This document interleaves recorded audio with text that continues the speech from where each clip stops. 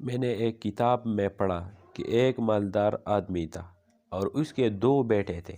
وہ آدمی فوت ہو گیا تو دونوں بیٹوں نے اپنے باپ کی جائیداد آدھی آدھی لے لی۔ پھر بڑے بیٹے نے اپنے مکان کے سامنے ایک عبادت خانہ بنا لیا اور وہ دن رات اللہ تعالیٰ کی یاد میں مشغول ہو گیا۔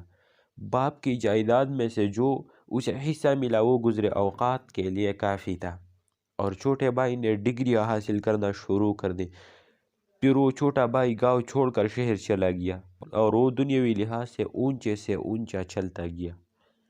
پھر اس علاقے کا بادشاہ فوت ہو گیا، اور اس زمانے میں ووٹنگ نہیں ہوتی تھی، بلکہ بڑے لوگوں نے جس کو شاہی تخت پر بٹھا دیا وہی بادشاہ بن جاتا ہے۔ تو ان بڑے لوگوں نے سوچا کہ کس کو بادشاہ بنائے، کون سلطنت سنبھال سکے گا۔ پھر ان بڑے لوگوں کی اسی نوجوان پر نظر پڑی جو ڈگریاں والا تھا، یعنی چھوٹا بھائی۔ اس کو شاہی تخت پر بٹھا دیا، اور جب وہ بادشاہ بن گیا تو وہ چونکہ آزاد طبع تھا، اس نے عیاشی فحاشی کا راستہ اختیار کر لیا، یعنی شراب نوشی، نوجوان لڑکیوں کے گانے سننا، نہ نماز نہ روزہ۔ اور اس کا بڑا بھائی گاہ گاہ آتا اور اپنے چھوٹے بھائی کو سمجھاتا، اے میرے بھائی، تو نے تو خدا تعالیٰ کو بالکل ہی بھلا دیا ہے، مگر کون سنے، ایک کان سے سنتا اور دوسرے کان سے نکال دیتا۔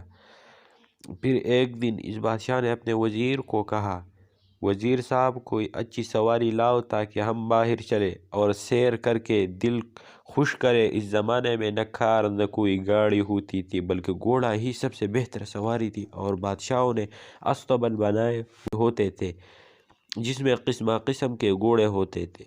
وزیر نے بادشاہ کا حکم سن کر استبل کے بڑے افسر کو بلایا اور کہا کہ بادشاہ سلامت نے سیر کرنے جانا ہے، لہٰذا کوئی اچھی قسم کے گھوڑے لاؤ۔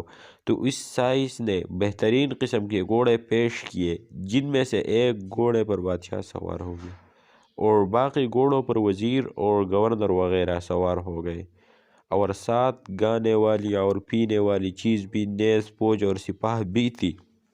قافلہ سیر و سیاحت کے لیے چل پڑا، اور جب وہ شہر سے باہر نکلے تو آگے ایک سوالی جس کے کپڑے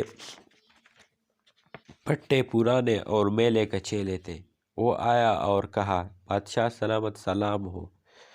یہ سن کر بادشاہ کا پارا چڑھ گیا اور کڑک کر بولا، پکڑو اس کو، یہ پیشور لوگ کہیں بھی آرام نہیں کرنے دیتے۔ بادشاہ کا حکم سن کر پولیس والوں نے اس سوالے کو پکڑ لیا اور دور لے گئے۔ تو اس سوالی نے کہا کہ میں نے بادشاہ کو ایک پیغام دینا ہے۔ یہ سن کر کچھ سپاہی بولے، ارے کیا تیرے جیسا منگتا بادشاہوں کے ساتھ ملاقات کر سکتا ہے؟ لیکن ایک سپاہی جو کہ رحم دل تھا، اس نے کہا، میں بادشاہ کی خدمت میں جاتا ہوں اور اجازت مانگتا ہوں، اگر اجازت ہو گئی تو اسے سوالی تو بادشاہ کی خدمت میں جا سکتا ہے، اور اگر اجازت نہیں ملی تو ہرگز بادشاہ سے نہیں مل سکتا۔ وہ سپاہی گیا اور بادشاہ سے عرض کیا، حضور، وہ جو سوالی ہے وہ کہتا ہے کہ میں نے بادشاہ کو ایک پیغام دینا ہے۔ بادشاہ نے پوچھا، وہ کیا پیغام ہے؟ سپاہی نے کہا، وہ بتاتا نہیں کہ کیا پیغام ہے۔ بادشاہ نے کہا، اس کو لاؤ تاکہ پوچھے کہ وہ کہاں سے پیغام لایا ہے۔ جب وہ سوالی جو کہ پٹھے پرانے اور میلے کچیلے کپڑے پہنے ہوئے تھا وہ بادشاہ کے ہاں پہنچا تو بادشاہ نے پوچھا، وہ کیا پیغام ہے اور وہ پیغام کہاں سے آیا ہے؟ اس سوالی نے کہا کہ اے بادشاہ، تو مجھے پہچانتا ہے کہ میں کون ہوں؟ بادشاہ نے کہا، تو کون ہے؟ اس سوالی نے کہا، میں ملک الموت ہوں اور تیری جان لینے آیا ہوں۔ یہ سن کر بادشاہ اس بادشاہ کے طوطے اڑ گئے اور کہا، اے ملک الموت، مجھے آگے جانے دو۔ ملک الموت علیہ السلام نے کہا، اجازت نہیں ہے۔ بادشاہ نے کہا، مجھے وزیر کے ساتھ کوئی بات کر لینے دو۔ فرمایا، اجازت نہیں ہے۔ بادشاہ نے کہا، مجھے بیوی بچوں سے ملاقات کر لینے دو۔ فرمایا، اجازت نہیں ہے، اور اس بادشاہ کو پکڑ کر اور جان نکال لی۔ یہ ہے انجام دنیا دار کا۔ پھر کچھ عرصہ کے بعد جب بڑے بھائی کا، جو کہ ہمیشہ اللہ تعالیٰ کی یاد میں مشغول رہتا تھا، موت کا وقت آیا تو اللہ تعالیٰ نے فرمایا اے ملک الموت جا اور اس میرے بندے کی جان نکال کر لے آ۔ اور جب ملک الموت علیہ السلام چلنے لگا تو اللہ تعالیٰ نے فرمایا اے ملک الموت 3 باتیں یاد رکھ، ایک یہ کہ اس میرے بندے کو میرا سلام کہنا، 2 یہ کہ اس سے پوچھنا کہ کوئی خواہش ہے تو بتاؤ اور اس کی خواہش پوری کرنا، 100 یہ کہ جب تک وہ میرا بندہ اجازت نہ دے اس کی جان نہ نکالنا۔ یہ سن کر حضرت ملک الموت علیہ السلام اس نیک بھائی کی عبادت خانے میں پہنچے تو دیکھا کہ وہ نماز پڑھ رہا ہے، اور جب اس نے نماز سے سلام پھیرا تو ملک الموت نے سلام کیا اور کہا کہ میں ملک الموت ہوں، تجھے تیرے رب تعالیٰ نے سلام فرمایا ہے۔ یہ سن کر اس اللہ والے نے کہا کیا اللہ تعالیٰ نے مجھے سلام بھیجا ہے؟ ملک الموت علیہ السلام نے فرمایا ہاں تجھے اللہ تعالیٰ نے سلام فرمایا ہے۔ اس نیک انسان نے اللہ تعالیٰ کا شکر ادا کیا۔ دوسری بات یہ کہ اگر آپ کی کوئی خواہش ہے تو آپ بتائیں میں پوری کروں گا۔